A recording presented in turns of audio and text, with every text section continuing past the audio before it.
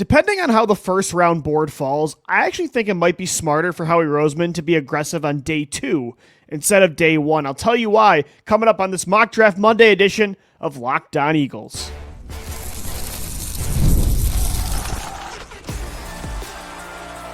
You are Locked On Eagles, your daily Philadelphia Eagles podcast, part of the Locked On Podcast Network, your team every day.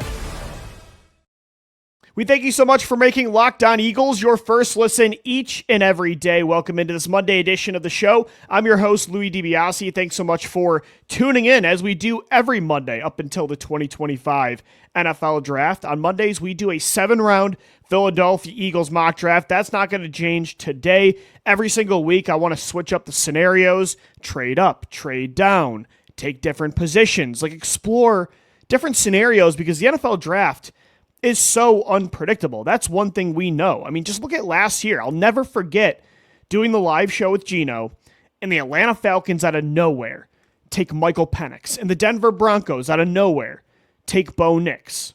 And Quinyon Mitchell just keeps falling down the board. And out of nowhere, the Eagles don't even have to trade up to get one of the best rookies of the 2024 season. So that's why I think Mock Draft Monday and mock drafts in general are just so constructive. And NFL teams do this too. We saw that during Hard Knocks with the New York Giants last year. Like Joe Shane, Brian Dable, they were doing mock drafts as well. And the best use of it is to prepare for all the different outcomes and what you're going to do if that plays out. If this happens, do we trade up? Do we trade down? Who could be available if there's a run on this position? There's so much to it. And that's why I love Mock Draft Monday. And on today's 7-round mock draft, I decided to do something that I haven't really done yet in a 7-round mock. I've been aggressive, trading up. Last week we traded up into the top 15, I believe, top 20 at least, to get James Pierce, the edge rusher out of Tennessee. I've traded down in the first round. I've just stayed at 32 overall and picked a player there.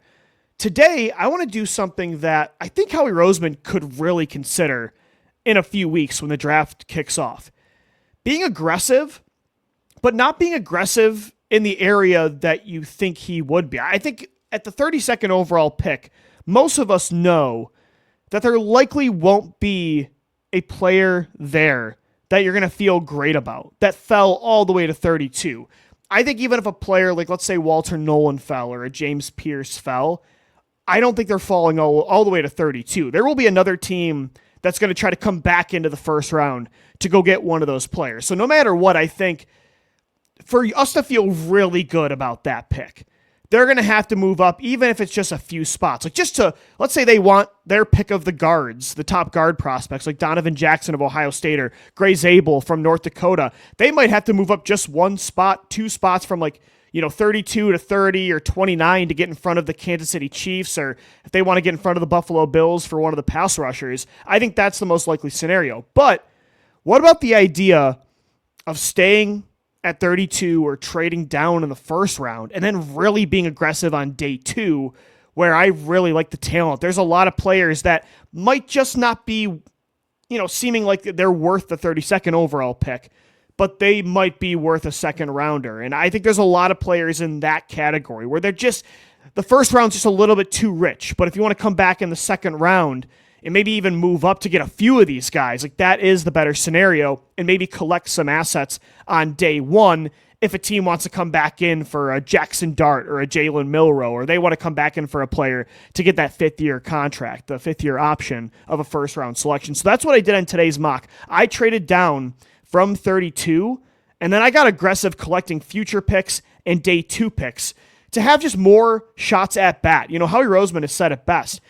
The best strength of a draft is just having more shots than everybody else, because you'd be an egomaniac to think that you're going to hit on 90% more of your draft picks than other teams. The draft it's very hard. Even if your process is solid and foolproof, you can still miss on a prospect that seems like a perfect player. So having more shots, having more attempts at bat is the best strategy for a draft. So that's what I went with here. I traded down from the 32nd overall pick. I collected the 44th pick from the Dallas Cowboys. They also gave us a 3rd rounder this year, so now we have 2 second-round picks and 2 third-rounders to move down, to work with.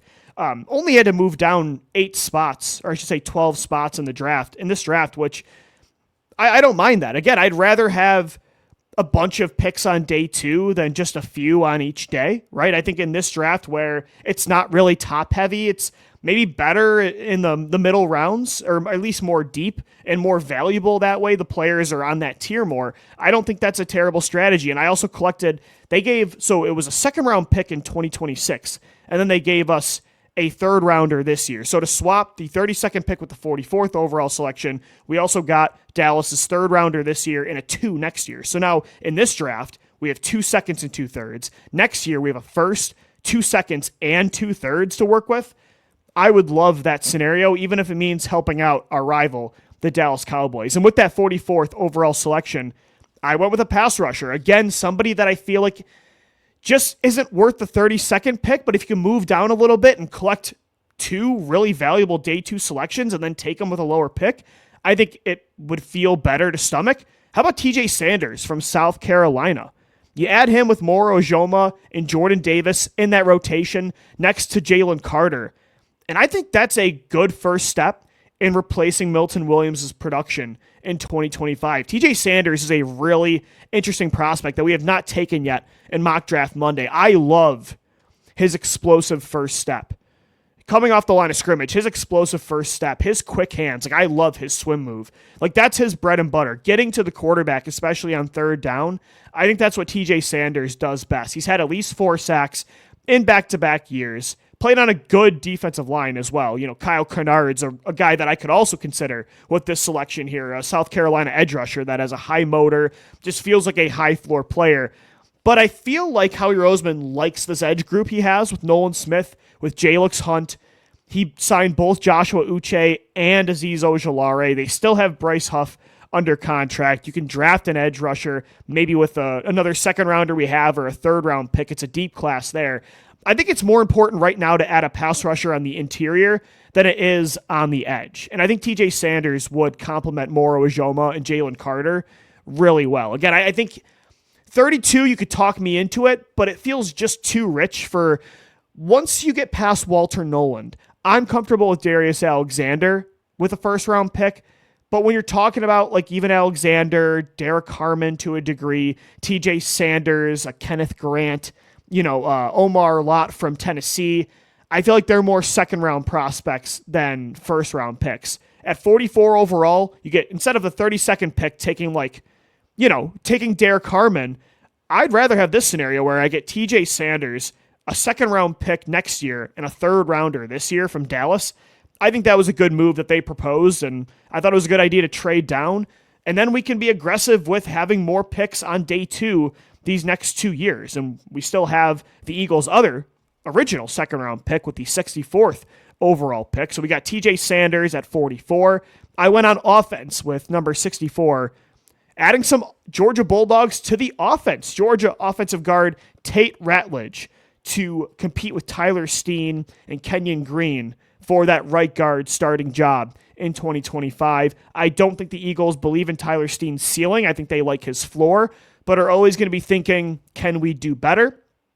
And I think Kenyon Green, while he was a top 15 pick a few years ago, that maybe could be Jeff Stotland's next Mekhi Becton or Jordan Mailata, amazing development story. I don't think they're banking on that either. And the Eagles don't like to settle on the offensive line. So they're going to want to have optionality and add many different talents here. And I think Tate Ratledge is a smart player. I really like the way he moves upfield, getting involved in the run game, getting a hand on a body, tagging a linebacker, getting his hands on a safety. Ratledge moves pretty well. And I thought he tested well at the combine. Like I said, a smart player, plays with good power for his size. Ratledge, I don't think is going to be a guard, tackle, versatile piece if you're looking for a long-term Lane Johnson replacement. But I don't think they believe in Tyler Steen, and I don't believe in Kenyon Green, so I would add a player with one of these first 3 picks on the interior of the offensive line. Tate Ratledge, you've had a lot of luck with the Georgia Bulldogs, so why stop now? I like those first 2 picks. Again, you don't get a first rounder, but you collect a second rounder in 2026. You get a third rounder this year, so you get 2 second-round picks in TJ Sanders and Tate Ratledge, and now we have 2 third-rounders to work with as well this year. I think in this draft class, this strategy would make sense of maybe being conservative and collecting picks on day one and then being aggressive and having more picks, more ammo on day two and collecting more ammo for future, maybe stronger drafts.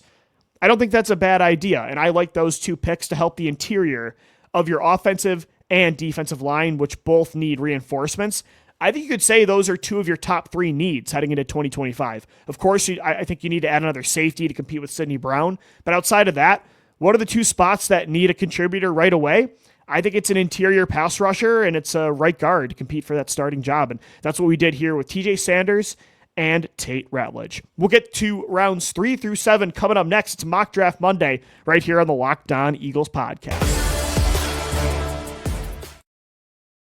Today's episode of the Locked On Eagles podcast is brought to you by FanDuel. March Madness is here, and FanDuel is giving you the chance to get in on the action like never before. Right now, new customers can get $200 in bonus bets when your first $5 bet wins. That's $200 extra bucks to use on everything from buzzer beaters to Cinderella stories and even who's cutting down the nets. The FanDuel app, it's simple to use, and when you win, you get paid instantly. No waiting around. So visit FanDuel.com, get in on the college hoops action all tournament long. All right, we're continuing Mock Draft Monday right here on the Locked On Eagles podcast, trying out a different strategy of trading down on day one, collecting some extra assets for day two for the 2026 draft. So we traded down from 32 overall, collected the Dallas Cowboys 44th pick in the second round. So now we had the 44th pick and the 64th pick in the second round. We took TJ Sanders, the South Carolina defensive tackle. We took Tate Ratledge, the Georgia offensive guard. We have another third here that Dallas gave us, so we have 2 thirds. And then next year, we're looking at, in this scenario, a first-round pick, 2 second-rounders, and 2 thirds. That's awesome, because then you can continue to add more inexpensive top talent from the draft. You could also maybe trade some of those picks if a star hits the open market that you want to strike gold with. That's the nice part about having a lot of draft picks is it gives you optionality to both build with long-term building blocks through the draft, but also if somebody like an A.J. Brown hits the open market, you've got picks to spend that other teams don't. So I like that idea. And is it a huge drop-off? TJ Sanders and Tate Ratledge, is it really a massive drop-off compared to what you get at 32? Maybe there's a couple good prospects that fall down the board, like Walter Nolan, a James Pierce type of player, and it is a steal in the first round. But maybe there's a run and nobody wants to help you trade up, and nobody's worth a 32nd overall pick. That's a scenario I could see playing out. It happened. I mean, this was 11 years ago, but I'll never forget that 2014 draft where Brandon Cooks goes off the board and Byron Jones, and you're like, who's left? Are the Eagles going to really take Jordan Matthews here? Like, they like him, but he's more of a second-round pick, and that's where they got him. But they ended up reaching for another guy in Marcus Smith instead of trading down. And I think Howie Roseman learned from that mistake. He's been willing to stay and make a selection the last few years. If somebody falls, it's worth it, like Quinyon Mitchell or Nolan Smith. But just staying there and forcing a pick, if there's not a prospect that's close to that 32nd overall ranking for you, that's where you can get into trouble. So if you can get a deal like this for Dallas, I'm all in on that. Maybe they want to come back in for one of those running backs, like an Omarion Hampton, Travion Henderson. I could see it, and I'd be willing to do a deal with the devil. You moved up with the Dallas Cowboys to get Devontae Smith, so it's happened before. All right, anyway, let's get back into this mock draft. So we took a defensive tackle and a right guard with our first 2 picks in the second round. Round 3, I got 2 more selections. I really liked the idea of getting one of those top 6 tight ends in that top tier. Or I should say tier 2. Tier 1 is Tyler Warren and Colson Loveland. Tier 3 is that other group of 4. Mason Taylor, Gunnar Helm, Elijah Arroyo, and Harold Fannin. After hearing Howie Roseman talk to the media today, didn't sound like Dallas Goedert's going to be back. It sounded a lot like what he said about Hassan Reddick last year. He was pretty tight-lipped. It felt like, hey, this guy's available on the market, but there's nothing hot right now when it comes to a potential trade, but we're not going to hype him up, so it seems like he's back. It just felt very businesslike and controlled in what he was saying about Dallas Goedert. I don't think he's back this year. I think they're going to have to add another tight end or another pass catcher to this offense before the season starts. So I traded up in round 3. This is what I was talking about. trading down, being conservative in the first round. But now, hey, we got a lot of draft picks the next few years. If we like a prospect in round 3, let's trade some picks. So I traded a 4th rounder, couple day 3 picks. I moved up to the 68th overall pick, right at the top of the 3rd round, for Bowling Green tight end Harold Fannin. We've added Gunnar Helm in our mock drafts before, Mason Taylor, Elijah Arroyo. We actually even took Colson Loveland in a mock. So Fannin's like the one guy we haven't drafted yet in the 7-round mocks of that top 6 group of tight ends. And I think, like these other players, he has his own unique skill set. This tight end class is very pick your poison. What do you want? Do you want an above-the-rim, basketball, post-em-up kind of player that's a good blocker like a Gunnar Helm? Do you want a complete technician, a route runner that just does everything very well? Maybe his ceiling isn't as high as some of these other guys, but checks all the boxes like a Mason Taylor. Maybe you want the physical freak, the size, the wingspan, the speed. He's a little bit more raw, a little bit more risky, but he has the highest ceiling. That's Elijah Arroyo. Or do you want the gadget type player? Do you want the tight end version of, I've seen him get some comps to Deebo Samuel. That's who Harold Fannin could be. Like, he's the run after the catch gadget type of tight end that, yeah, he's undersized. Like, you're not going to ask him to line up a lot in a 3-point stance next to a tackle and block for Saquon Barkley. Like, he's not that guy. He's undersized for a tight end, but he is super quick. Really good run after the catch player. I do think, even without like a giant wingspan like an Elijah Arroyo, Fannin can go up and high point the football. Like, he can make contested grabs. He has strong hands. I like the idea of Fannin being used in the screen game over the middle of the field. Like, I think the Eagles' offense this year, the passing game specifically, needs more of what we saw at the end of the year in the playoffs against Washington, against Kansas City, where some of the routes are more simplistic, but it's just getting the ball to your stars' hands, your playmakers in space. Even if it's a quick comeback, a little crosser, and then let them do the rest of the work. I think Harold Fannin can help you in that way, like kind of boost your screen game, your run after the catch game.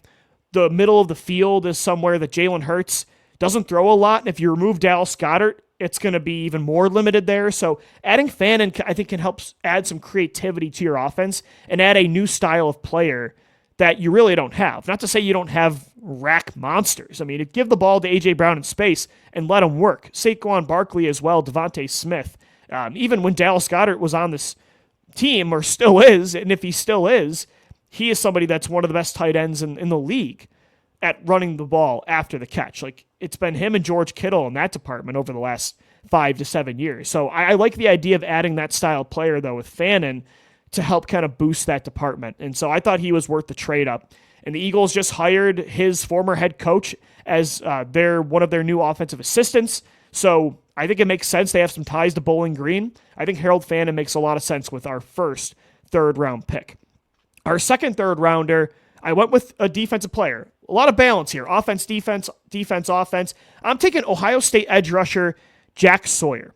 When you look at the way this edge group is constructed currently for the Eagles, Nolan Smith, I think right now, is a bona fide upcoming star. Had one of the best playoff runs an Eagles defensive players ever had. Broke the single postseason sack record for this franchise.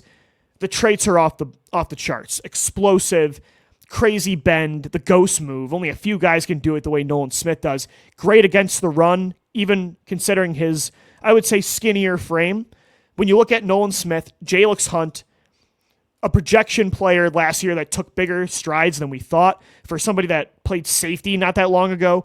An explosive player that has the physical gifts, the ceiling, but had a lower floor. When you look at Azeez Ojulari, when you look at Joshua Uche, these are former second-round picks that had production. They have the ceiling of a first or second-round pick, but we've seen the last few years their floor is risky. These guys might not pan out. Same with Bryce Huff. So the Eagles have 5 edge rushers that have either really interesting traits and or past good production, but at the same time, a lot of those guys, like, it's a higher variance. It's a high ceiling, but it's a lower floor. I think adding somebody like Jack Sawyer to this edge rotation, a high floor player that, yeah, he's not as physically gifted as these other 5 guys in the Eagles edge rotation. And we'll see what happens with Bryce Huff. Odds are it's more of a 4 to 5 man rotation with a rookie instead of Bryce Huff. But Jack Sawyer is a player that has a really high motor, technically sound, like has a good pass rush bag, good counter moves. He's powerful. He's really good against the run. I don't think he's a star at the next level, but I think he can be your really, like your Brandon Graham replacement. This isn't your Josh Sweat replacement. This is more of your BG replacement to be that third or fourth guy in the rotation. I think almost playing it safe there, considering all the projections you have at edge already, makes a lot of sense. And Jack Sawyer played in some, I like pass rushers that played in really big games and stepped up in crucial moments. That's what I loved about Hassan Reddick and Josh Sweat and Milton Williams and Jalen Carter. Clutch Gene, outside of quarterback play, I look at Clutch Gene the most for pass rushers over any other position. And Jack Sawyer in the college football playoff last year was making some really big plays. And I like him. I think because of his lack of wingspan and explosive first steps, he's not going to test, and blow the roof off the combine or his pro day. Because of that, he might slip a little bit more, especially in a really deep edge class. I think at the 96th overall pick, if he's available, that would be a steal. So I'm thinking more about the floor here, but I like Jack Sawyer from Ohio State added to this edge rotation, considering the current state of that room. So those are my 2 third-round selections. Harold Fannin Jr. from Bowling Green and Jack Sawyer from Ohio State. 2 more picks to wrap up this mock draft. Round 5, pick 164. I'm going with some offensive line depth. We added a pure guard, in Tate Ratledge in the second round to compete with Tyler Steen. You still need some depth for a swing player that can play both positions. I like Jack Nelson for that from Wisconsin. He played both guard and tackle with the Badgers. Him and Tyler Steen can be your 2 swing players. Maybe he develops into the long-term Lane Johnson replacement. Maybe he doesn't. But the Eagles need to add depth there now that Fred Johnson is gone and Mekhi Becton. You added guys like Matt Pryor. You have Tyler Steen and Kenyon Green, but I'd like to add another tackle player, another tackle prospect for depth in this draft. And then one more pick. Hey, we took an Iowa defensive back last year in Philadelphia, Cooper DeJean, and it worked out pretty well. Let's go back into that well. Get one of Cooper's former Hawkeye teammates in Sebastian Castro, a versatile safety that's one of the best slot defenders in this class, a really good tackler.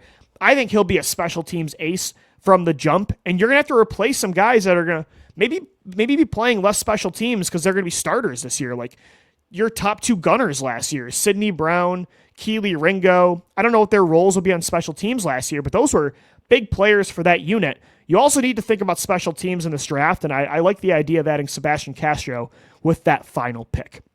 All right, guys, let me know what you thought of that 7-round Philadelphia Eagles mock draft right here on Mock Draft Monday. I like that one. Again, being aggressive on day 2 this year, collecting some picks by moving down from 32. I would like to collect 1 high pick for 2026. I don't think that's a bad idea.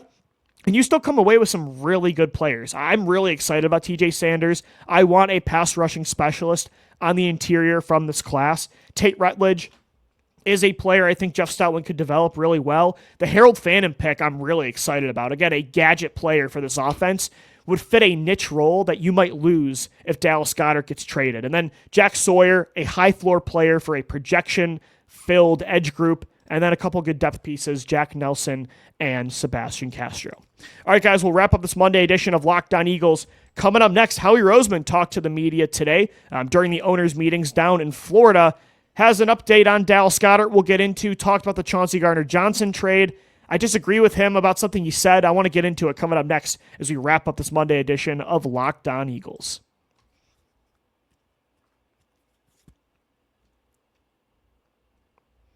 All right, so Howie Roseman talked to the media today about all his offseason moves, signing Azeez Ojulari and Joshua Uche on the edge. Talked about wanting to trade for Uche potentially last year, how they've always had interest in him. I think if they didn't take Jalen Hurts in 2020, they maybe were considering drafting Uche. I know they like Jeremy Chin as well that year, but he's been on their radar for a while, so it made sense. Talked about their familiarity with Georgia players, with all the film prep they've done for these other prospects they drafted. They're familiar with Ojulari, comfortable in their evaluation of him, adding him to this group. He talked about Dallas Goedert. Like I said, he was pretty tight-lipped about Dallas. Said he doesn't have an update on the situation. I basically feel like what he's alluding to, based on his comments, are, if I could read in between the tea leaves, he didn't say much, but if I could interpret based on 15 years of experience listening to this guy talk about building a roster, seeing how he's talked about players in a similar situation like Hassan Reddick last year. I think Dallas Goedert is on the trade block. Howie's not getting an offer that he loves yet. He would like to make it work for Dallas for a year, but ultimately I think he knows Goedert wants a new contract, and he's going to get, even with his injuries after that playoff run, Dallas Goedert's still going to get a bag, even at 30 years old, for the dynamic clutch player he is at an important position. There's going to be a team that has a young quarterback or a star quarterback that's going to want Dallas Goedert. I think Howie, by saying no update there, is pretty much saying he hasn't got the offer he likes yet. And I think if they're going to trade Dallas Goedert, don't expect it until the draft. I think, like I did on Mock Draft Monday last week, I believe that when Dallas Goedert's traded, I think it's going to help the Eagles either move up in the first round, or I'm talking about collecting future draft capital, maybe a third-round pick next year. You're not getting a 2 for him. Maybe you can get a third. I don't want to give him up for a fourth or anything lower than that. They probably will. If you can get a third or a couple, like a fourth and a fifth next year, I think you'll probably see that on draft day. If a team doesn't get one of these prospects like Elijah Arroyo or Harold Fannin or, Colson Loveland, or they just miss out on Tyler Warren in the first round, maybe they'll call up Howie Roseman. I think Dallas Goedert likely still to be traded. I would love to make it work. I disagree with letting him go. I would even pay him. But I think based on what he said today, Goedert's likely gone. He did talk about Chauncey Gardner-Johnson as well. And again, he talked about just the entire roster strategy this offseason and what the idea was behind it. And we all knew it wasn't anything surprising. He talked about how they're paying a lot of guys top 10 money on offense. They're getting ready to pay a lot of guys they like top 10 money on defense that they've drafted in recent classes, and they can't pay everybody. They have to cut out that middle market and let's make some tough decisions and let guys go, which we all understand that, and I think we all agree with that to a degree. None of us were really all that upset when Josh Sweat left or Milton Williams. We would have been upset if Zach Bond left, but they found a way to keep him and Saquon and Lane Johnson. So with all those moves being said, we knew you'd have to have sacrifices. Darius Slay, we knew wasn't going to be back. We knew most of these players, Mekhi Becton, wasn't going to be back. But the one move that I was upset about, that you guys know, was letting Chauncey Gardner-Johnson go. Trading him to the Houston Texans, I think, was going a little bit too far in sacrificing the now for the future. And Howie today talked about how every dollar counts when it comes to making moves in the future that you want to do, like paying Jalen Carter an extension, Nolan Smith, Jordan Davis even, and Reed Blankenship are going to need new deals. Eventually, Quinyon Mitchell and Cooper DeJean are going to command, maybe by that point, $35+ million a year at the cornerback position, considering what that position is getting. So I understand it to a degree, but I think I disagree with the extreme he was taking it to about Chauncey specifically, justifying that trade by saying every dollar counts in the future, and instead of doing it next year, get in front of that now and save even more cash. They did save $8 million in cash spending on Chauncey by trading him now instead of next year, but do we really believe $8 million was going to stop you from doing something next year, like paying Jalen Carter? Like, give me a break. This is what I go back to from that reaction show I had originally when they traded Chauncey away. I just feel like sometimes the day 3 pick and that $8 million, that small amount of money you save by trading a guy early and being proactive, I think it's good to be proactive in the NFL, but I don't think it's always the right call. I think sometimes when you're in a Super Bowl window like the Eagles and you have a really good player like Chauncey Gardner-Johnson that I think is crucial to the success of that defense, sometimes 1 year of that player at a high level of play is more valuable than the 5th round pick you're going to get in Kenyon Green or swap of day 3 picks and the $8 million you're going to save. If you're saving $15 to $20 million by getting rid of a guy, okay. And if he's on a long-term deal that you can find a way to get out of, I would understand it. But Chauncey's deal, like, he wasn't getting paid a whole lot. And I think that logic for why, that reasoning for why they traded him, I don't agree with. Now, of course, there's other variables. If Chauncey wasn't willing to play on that deal again this year, if Dallas Goedert, same situation, if he's not willing to play on the rest of his deal for 1 more year, then yeah, you have to let the player go, or it could cause a distraction. You know, the player might hold out like Hassan did for the Jets last year. I get that. But if you can sweeten the pot a little bit with like guaranteeing Goddard's contract this year, giving CGJ a little bit of a raise this year, but helping him out with like a signing bonus, and you can make it work for one more year. Sometimes I prefer that strategy than just getting ahead of a departure eventually and getting nothing for him next year. I'd rather get nothing for CGJ, but get one more good year of play. So I understood everything Howie said today about the decisions he made this offseason, and I'm with him every step of the way with every decision he made, except for that Chauncey Gardner-Johnson trade. That's the one I still really can't get over, and I know they want to see what they have in Sidney Brown, and he talked about that today. He mentioned Sid specifically that they made a high draft pick in a player that hasn't gotten the chance to play. They want to see that investment through. I get that. That philosophy helped you win a Super Bowl last year with guys like Nolan Smith. But at the same time, Chauncey was so valuable to this defense, in my opinion, and what they did last year that I just wish they could have found a way to make it work. And even D'Amico Ryans at his interview today said, Phil doesn't sound like Philadelphia loves that we got him, and that excites me. And that kind of bummed me out a little bit for sure. So it was interesting to hear him talk today. I think Goedert's probably going to be traded. That's the biggest takeaway. And the other one is that I don't really agree with his logic for trading away Chauncey Gardner-Johnson. Let me know what you think, though. Hit us up on X at LockdownBirds, at DiBiase LOE, or our YouTube community page, Locked On Eagles on YouTube. Thanks as always for making Locked On Eagles your first listen each and every day. Guys, make sure your second listen is the Locked On NFL Draft Podcast with Keith Sanchez and Damian Parsons, getting you ready for the draft all week long, Monday through Friday, part of the Locked On Podcast Network, your team every day. Thanks as always for downloading, watching, and listening, and let's go Birds. Fly, Eagles, fly.